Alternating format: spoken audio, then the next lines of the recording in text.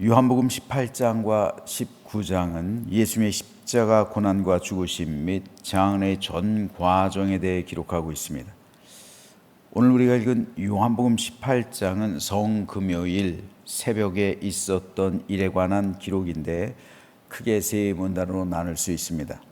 11절까지는 예수님의 체포 장면에 대해서 기록하고 있고요.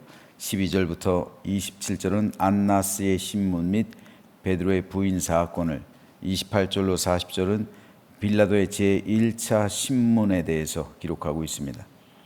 오늘 이 가운데 1절 말씀에 대해서 살펴보겠습니다. 예수께서 이 말씀을 하시고 제자들과 함께 기드론 시내 건너편으로 나아가시니 그곳에 동산이 있는데 제자들과 함께 들어가시니라. 여기서 예수님은 마지막 만찬을 드시고 제자들에게 여러 가지 말로 권면하시죠. 그리고 제자들 위해 기도하십니다. 그 후에 제자들과 함께 기드론 시내 건너편에 있는 동산으로 나아가셨습니다. 겟세마네 동산입니다. 주님은 종종 이 겟세마네 동산에서 제자들과 함께 기도하셨습니다. 따라서 주님께서 제자들과 함께 겟세마네 동산으로 가신 이유는 제자들과 함께 기도하기 위해서였습니다. 예수님은 최후의 만찬 자리를 통해서 오늘 밤에 일어날 사건에 대해 제자들에게 말씀하셨습니다. 그래서 제자들은 위기의식을 가지고 있었어요. 그리고 저마다 내가 오늘 밤 주를 위해 목숨을 버리겠나이다 다짐했습니다. 이에 제자들은 예수님을 따라 겟세마네 동산에 주님과 함께 갔던 거죠. 그런데 예수님께서 군병들에게 체포되고 무기력하게 끌려가시는 그 순간 제자들은 주님을 버리고 모두 다 도망갔습니다.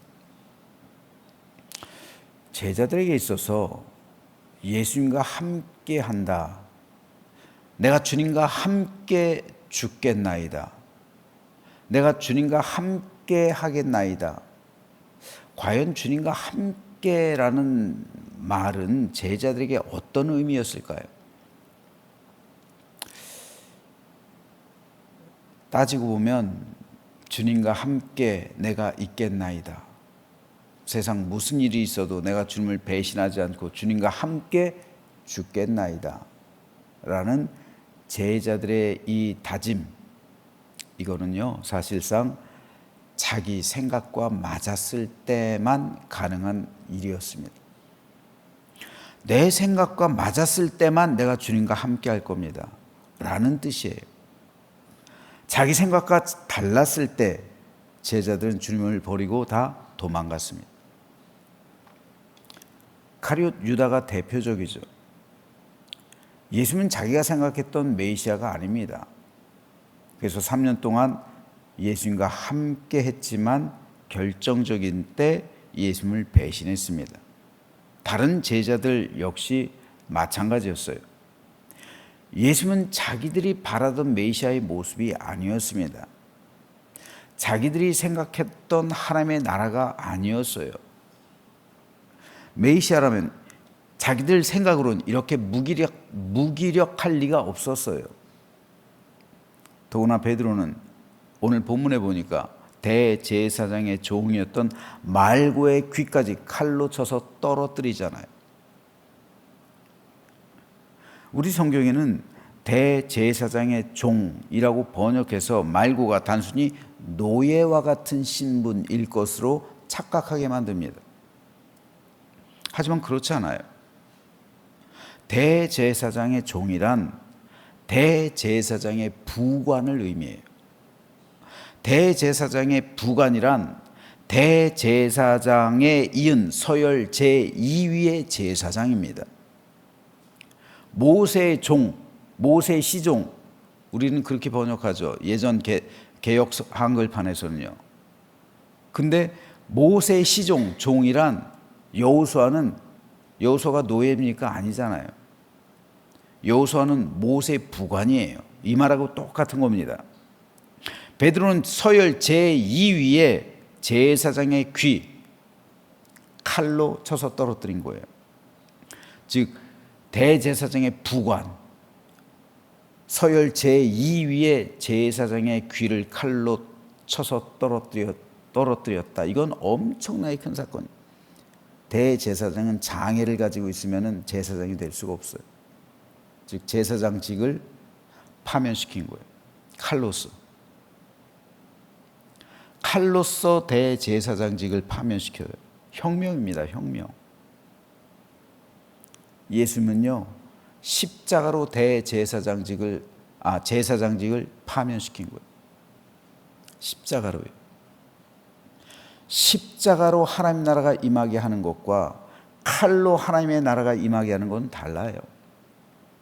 베드로는 칼로 제사장의 귀를 떨어뜨려서 하나님 나라가 이 땅 가운데 임하게 하려 했어요. 하지만 예수님은 십자가로 자기 목숨을 대속제물로 드림으로 하나님 나라가 이 땅 가운데 임하게 한 겁니다. 이게 제자들과 예수님의 차이예요. 예수님께서 제자들에게 뭐라 말씀하십니까? 오늘 본문에는 없지만 병행 본문에 보면요, 네 칼을 칼집에 도로 넣어라. 하나님의 나라는 칼로 임하는 게 아니다. 하나님의 나라는 남의 피를 흘려서 임하는 게 아니에요. 자기 피를 흘릴 때 하나님의 나라가 임하는 거예요. 나중에 제자들이 자기 피를 흘리죠. 순교자의 자리로 나아가요. 그래서 순교자의 흘린 피는 교회의 씨앗이 되는 거예요. 오늘도 마찬가지입니다. 하나님의 나라는 남의 피를 흘려서 임하는 게 아니에요. 자기 피를 흘려야 하나님의 나라가 임하는 거예요. 그러므로 교회가 부흥할 때는 어떤 때입니까? 핍박받을 때, 그렇죠? 순교의 자리로 나아갈 때, 박해당할 때, 억울할 때, 그 안에서 피는 신앙의 꽃, 이게 바로 교회의 부흥이에요. 하나님의 교회는 그때 임하는 거예요. 자기 피를 흘릴 때 하나님 나라가 임하는 거지 남의 피를 흘릴 때 임하잖아요.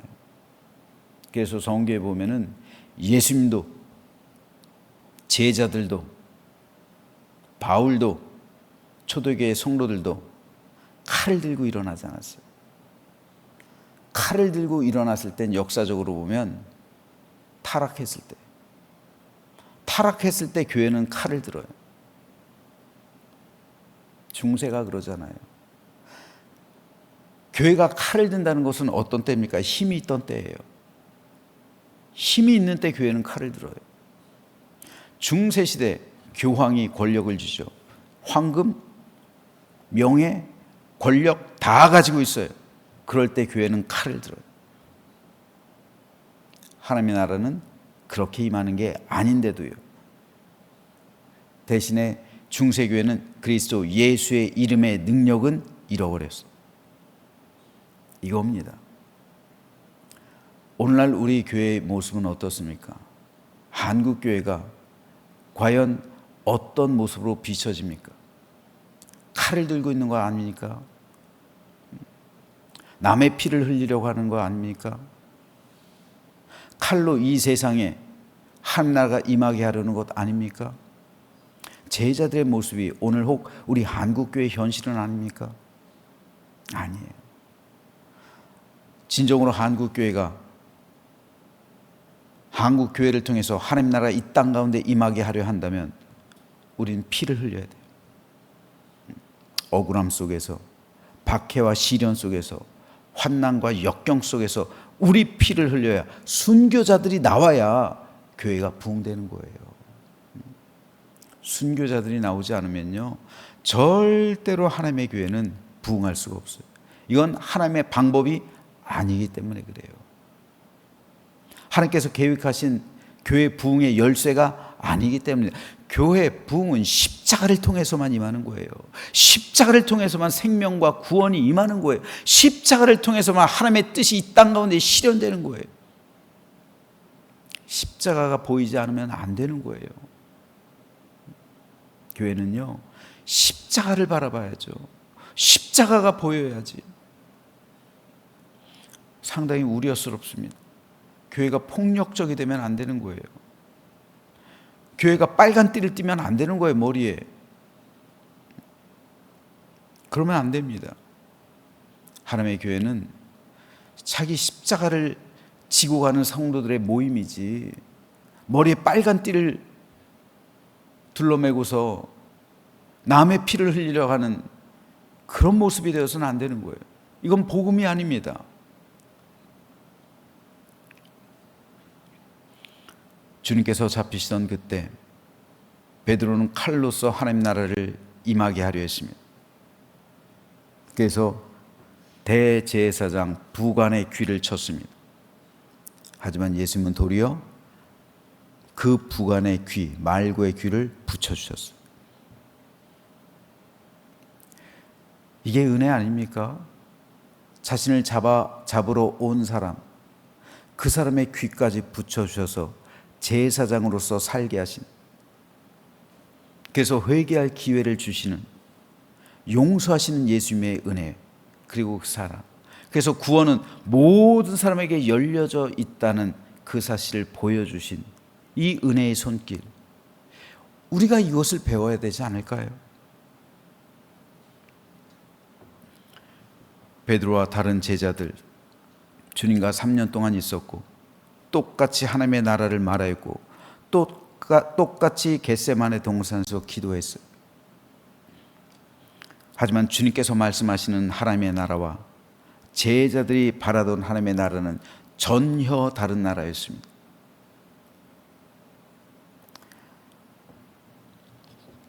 이에 따라 제자들이 꿈꾸던 혁명, 그것은 실패였습니다. 제자들의 꿈과 야망, 물거품이 된 거예요. 3년 동안 예수님을 따라다닌 것이 헛수고가 됐어요. 그래서 제자들은 좌절하고 절망한 겁니다. 똑같은 믿음인 것 같아요. 하지만 내 생각으로 믿는 믿음이 있고 하나님의 마음으로 믿는 믿음은 분명히 다른 거예요. 예수의 믿음과 제자들의 믿음이 그래서 근본적으로 달랐던 겁니다. 즉 제자들은 자기 생각과 자기 가치 판단으로 예수님을 믿었기 때문에 결정적인 순간 예수님을 버리고 도망갔던 겁니다.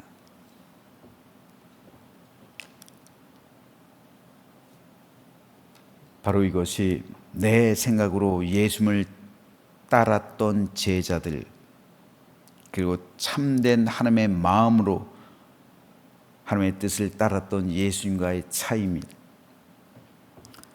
영광의 순간에는요, 양과 염소 구별하기 어렵습니다. 양과 염소는 고난의 때 구별되는 거예요.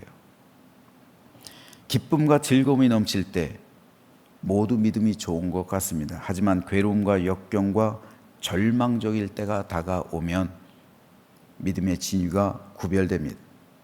내 생각으로 믿는 믿음으로는 절대로 이 고난의 불을 통과할 수 없습니다. 그래서 욥은 그러나 내가 가는 길을 그가 아시나니 그가 나를 단련하신 후에는 내가 순금같이 되어 나오리라 라고 고백한 겁니다. 그러므로 우리가 참된 믿음을 가지기 위해선 내 생각, 내 가치 판단, 내 세상에 속한 모든 것을 성령의 용광로 해서 모조리 불태워야 합니다. 그래야 정금같이 진실하고 순수하고 깨끗한 믿음으로 재탄생되어 나오게 되는 거예요. 제자들이 그랬습니다. 제자들이 불같은 성령으로 충만하게 되었을 때, 제자들이 성령 세례 받고 성령 충만하게 되었을 때 그들은 세상에 속한 모든 욕망이 다 그 안에서 태워졌던 거예요. 그리고 새로운 신앙으로 재탄생했던 겁니다. 그래서 성령의 임재하심 이후를 교회 시대라고 하는 거예요. 즉 교회 중심은 성령님이에요. 성령은 우리 안에 계시고 교회 중심에도 계시고 내 마음속에 계시는 거예요. 그래야 언제까지나 순수성을 유지하게 되고 교회 역시 순결한 믿음을 간직하게 되는 거예요. 그러므로 성령께서 임하시는 사람, 성령께서 중심에 있는 교회는 여전히 예수님의 마음을 닮아가고 하나님을 알게 되는 겁니다. 그렇지 않으면 세상과 타협하고 세속적인 본능적인 육적인 열매를 맺게 되는 겁니다. 따라서 우리는 늘 성령 충만해야 돼요. 그래야 십자가 고난의 자리에 함께 갈 수 있게 되는 겁니다. 결국 베드로가 성령 충만하게 되었을 때 주님의 십자가를 지고 가죠. 그래서 순교의 자리로 나아갔습니다. 오늘 우리 역시 마찬가지입니다. 고난의 때 예수님의 십자가 자리에 동참하는 사람이 있고 예수님을 부인하는 사람이 있습니다. 사순절 21일째를 맞이하고 있습니다. 주님의 고난에 동참하는 저와 여러분이 되시길 소망합니다. 그래서 내 생각으로 우리 주님을 따르는 것이 아니라 우리 주님의 마음을 가지고 우리 주님의 뜻을 가지고 하나님의 뜻이 이 땅 가운데 이루기 위해서 하나님의 뜻이 무엇입니까? 예수님께서 분명히 말씀하셨어요. 자기를 부인하고 자기 십자가를 진 사람만이 내 제자가 된다. 내 제자가 된다. 자기를 부인하고 자기 십자가를 진 사람만이 주님의 제자가 되는 거예요. 이것은 2000년 전에 제자들에게만 주신 말씀이 아니라 오늘 저와 여러분에게도 주시는 말씀이에요. 나를 부인하지 않고 내 십자가를 지지 않으면 우리도 여전히 주님의 제자들처럼 주님을 배신하게 되는 거예요. 십자가가 보이지 않게 된다는 말입니다. 계속 칼을 든다는 말입니다. 우리 등에 십자가가 지워져 있어야지 우리 손에 칼이 지워져 있으면 안 되는 거예요. 칼을 쥐면 안 되는 거예요. 그러므로 오늘 말씀을 통해서 저와 여러분 모두 예수님의 십자가 고난에 동참하는 주님의 제자들로 발견되기를 소망합니다. 그래서 우리 교회는 십자가가 보이고 그리고 우리 교회를 통해서 하나님 나라가 이 땅 가운데 임하게 하는 아름답고 복된 믿음의 삶을 살아가며 진정으로 정의와 자유, 공의와 진리가 강같이 흐르는 하나님의 은혜가 축복이 되어 생명이 되어 구원이 되어 이 나라 이 민족을 살리게 하는 우리 교회가 되기를 우리 모든 성도가 되기를 주님의 이름으로 축원합니다.